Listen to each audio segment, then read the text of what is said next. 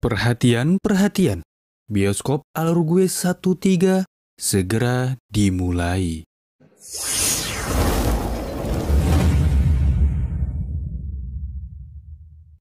Hai para hadirin hadirat, ukhti, akhi, Syukri, Sari, Budi, Suranti, Nenti, Hadi, Freddy, Yuli, Dewi, Fuji, Dedi, Ali, dan yang pastinya nggak ketinggalan Susi si milik Kitty yang bekerja menjadi security, mempunyai anak namanya Tuti dan ayahnya bernama Supri, neneknya PET. Di mana kalian berada para pencinta musik Nisa Sabian dan pencinta kasur alias kaum rebahan, kembali lagi bersama Alur Gue 13 yang pastinya nggak ada duanya. Kembali lagi dengan Alur Gue 13 yang mana Alur Gue kembali lagi mereview film Peaky Blinders season 2. Oke, daripada makan mie sedap dan minumannya es teh anget, mending kita langsung saja sucat plat boog ngamlai plovai dog. Wah, in leu yakik yakyok yakok encong hong cai. Ini dia Peaky Blinders episode 1 season 2. Wosi.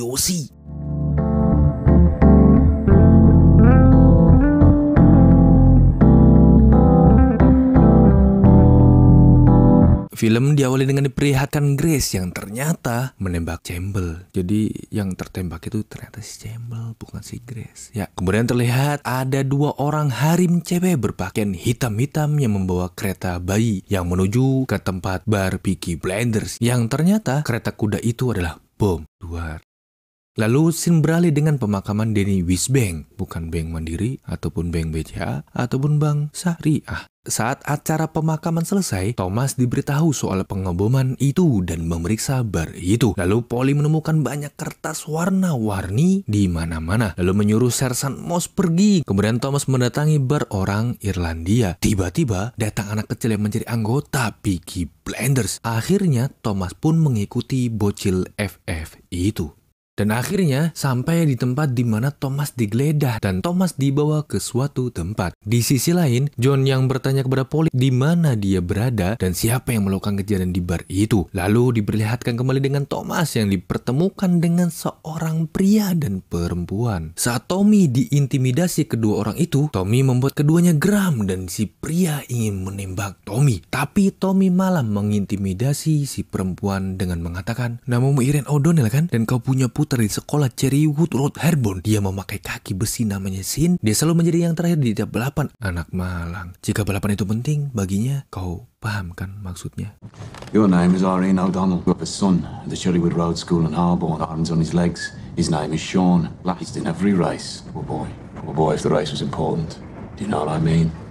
Saat si pria makin geram dan ingin membunuh Tommy, tapi dihentikan si perempuan. Dan si cewek mengatakan itulah mengapa dia terpilih. Karena dia mempelajari musuh-musuhnya. Dan dengan santuinya, saat Tommy ditodong pria itu, Tommy meminta untuk merokok dan ngudut dulu. Ketemu kanca paling penak udut dulu, bocah cilik-kecil tidak boleh asyik.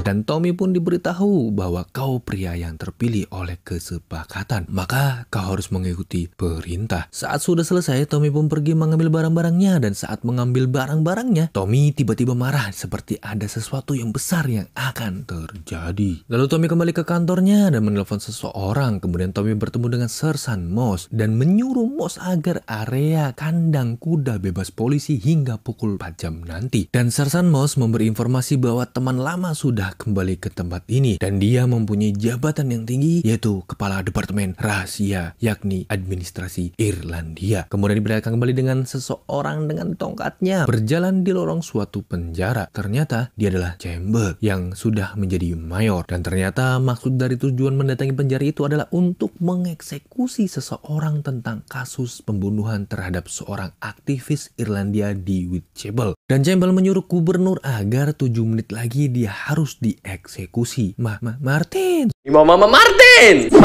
Apalagi bang? Sudah standby nih kayaknya. Dan faktanya bahwa orang itu disuruh oleh kepala staf Biro Intelijen Rahasia Inggris dari Ulster. Dan ciri-ciri orang itu membawa tongkat dari gagang serigala dengan luka di kaki kanan akibat tembakan peluru. Ya benar, itu adalah Campbell. Ternyata Campbell belum berubah. Nah, Power Ranger apa nih sekarang? Ucup asam urat.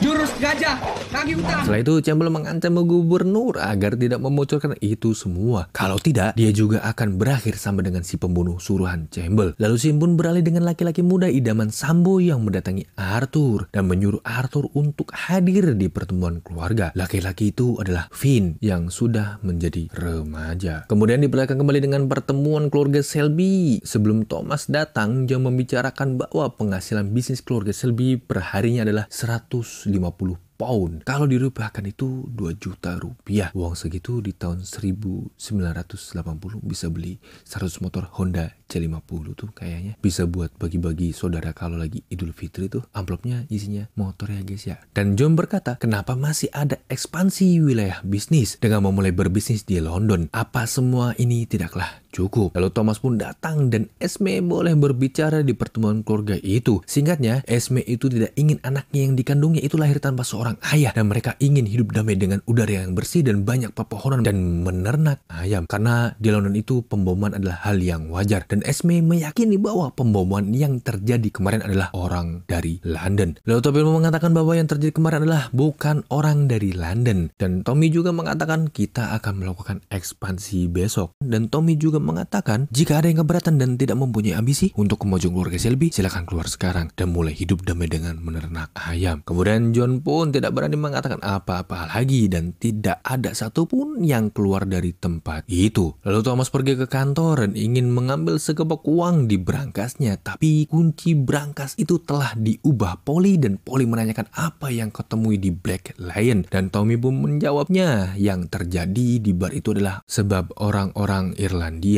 Dan kenapa besok kita ekspansi bisnis keluarga ke London? Karena besok ada New Market. Semua bos London akan datang besok dan kita akan menunjukkan kekuatan kita. Dan Tommy mengatakan kembali bahwa geng Italia dan geng Yahudi sudah berperang selama 6 bulan di London. Tapi yang paling terkena imbasnya adalah geng Yahudi. Dan Tommy ingin bersekutu dengan geng Yahudi. Dan Thomas meyakinkan Polly tidak akan ada yang terbunuh. Lalu Tommy mendatangi Lizzie, karyawan Hotel Oyo dan Red Rose. Wow! Tahu dong maksudnya apa? Nikah, makanya nikah biar bisa merasakan surga dunia. Jangan nonton anime mulu yang kawaii Oni-chan. Fahim Tom? Ente nih kadang-kadang. Kemudian di belakang kembali dengan Polly yang mendatangi PSPD, yaitu Persatuan Perdobolan, yang ternyata Polly masih berusaha ingin menemukan anaknya. Dengan bantuan Pak Tarno dan pesulap merah, Polly pun berhasil diyakinkan oleh PSPD itu. Dan Polly menangis termehek-mehek saat keluar dari tempat itu. Termehek-mehek kayak cara dulu aja ya. Kemudian di sisi lain, Tommy yang sedang mengawasi seorang pandai besi dan membunuh pria itu. Sampah seblak berserakan di mana-mana. Lalu pagi pun tiba. Terlihat Esme yang sedang berbicara dengan Polly di kantor pacuan kuda, dan ternyata Esme mengetahui bahwa Polly pergi ke tempat PSPD. Dan faktanya Esme mengetahui bahwa PSPD sesuai dengan namanya Persatuan Perdobolan. Semuanya adalah trik yang dibantu oleh Pak Tarno. Polly pun langsung mengancam Esme dengan pisau di tangannya jika membocorkan informasi itu. Dan Esme mengatakan, kalaupun kau tidak memakai pisau, aku tak akan membocorkannya karena itu adalah sebuah kehormatan perempuan. Tuh, dengerin. Ibu-ibu jangan suka gosip. Merumpi sama tetangga sebelah. Mentang-mentang rumput tetangga lebih hijau, gosip aja terus gosip. Sampai-sampai Kang Somel lewat, nggak jadi jualan malah diajak ngegosip. Aing mau. Saya aing ucing. Kemudian di sisi lain, Tommy dan Arthur lalu John yang jadi ingin berangkat ke London. Tapi sebelumnya Tommy menyuruh saudara-saudaranya menguburkan pandai besi yang dibunuh Tommy semalam. Dan itu merupakan urusan bisnis Tommy dengan orang Irlandia. Setelah itu, Tommy dan saudara-saudaranya tiba di London dan memasuki suatu klub. Ternyata klub itu milik geng Italia yang dipimpin oleh Sabini. Dan saat mereka sedang menikmati sebotol air yang ditiup oleh Mang Udin, pelayan klub itu menghampiri mereka dan menyuruh mereka untuk keluar dari tempat ini karena mereka sudah memasuki wilayah Sabini tanpa adanya perjanjian. Tapi Tommy tetap tidak ingin pergi dari tempat itu sampai ada sesuatu yang pecah dan Tommy dan saudaranya berdiri, kemudian keributan pun pecah. 3 versus everybody. Saat mereka sedang memukuli orang-orang Sabini, tiba-tiba pelayan itu menembakkan shotgunnya ke atas dan kericuhan pun berhenti. Dan Tommy mengatakan, I knew that. Didn't think so. We came here not to make enemies. We came here to make new friends. Those of you who are last will soon be first. Those of you who are downtrodden Well, rise up. You know where to find us. Lalu keluar dari tempat itu dan melanjutkan liburannya di London. Kemudian diperlihatkan kembali dengan Campbell yang menemui atasannya yang sedang melukis semak belukar yang rindang. Dan Campbell ingin meminta izin agar bisa bekerja sama dengan Tommy untuk tujuan tertentu. Di sisi lain, Tommy yang dari London langsung menemui Lizzie dan mengangkatnya menjadi sekretarisnya. Alamat bercocok tanam terus ini Maya. Siapkan mental kalian, oke? Para perjalanan duda di luar sana, oke? Dan Lizzie menerimanya. Lalu Tommy pun pergi ke kantornya dan sudah ada Polly di kantornya. Lalu Polly marah-marah kepada Thomas karena sudah memanfaatkan kakaknya yaitu Arthur karena sudah membuang obat penenangnya. Dan Polly memberitahukan Tommy bahwa dia sudah mencari gara-gara dengan Sabini. Tommy sudah memulai perang dengan Sabini. Dan benar saja saat Tommy keluar dari kantornya, Tommy disergap oleh Sabini. Begitupun Aida Selby yang saat ingin pulang dari keperluannya dihadang dan dipukul oleh orang-orang Sabini dan dijadikan tawanan. Saat Tommy dihajar habis-habisan oleh Sabini dan orang-orangnya, Tommy pasrah dan hendak dibunuh oleh Sabini, tapi tiba-tiba polisi pun datang dan itu adalah Campbell. Kemudian Peaky Blinders season 2 episode 1 pun bersambung. Oke guys, sekian dulu review film dari Alur Gue 13. Sasuke mengeluarkan jurus Katon. Si John naik Super Egg bunyinya ember. Kemarin. Kalau jadi penonton, jangan lupa jadi subscriber. Masih ngeyel? Nggak jadi subscriber? Nih dengerin, jangan si keriting. Subscribe dulu channelnya bro di bawah ini. Oke, like, komen yang bagus. Oke, kita bikin konten keren nanti. Jangan lupa karena subscribe itu tadi pencet tombol merahnya, padamkan lampu merahnya. Guys, gaspol. Woo!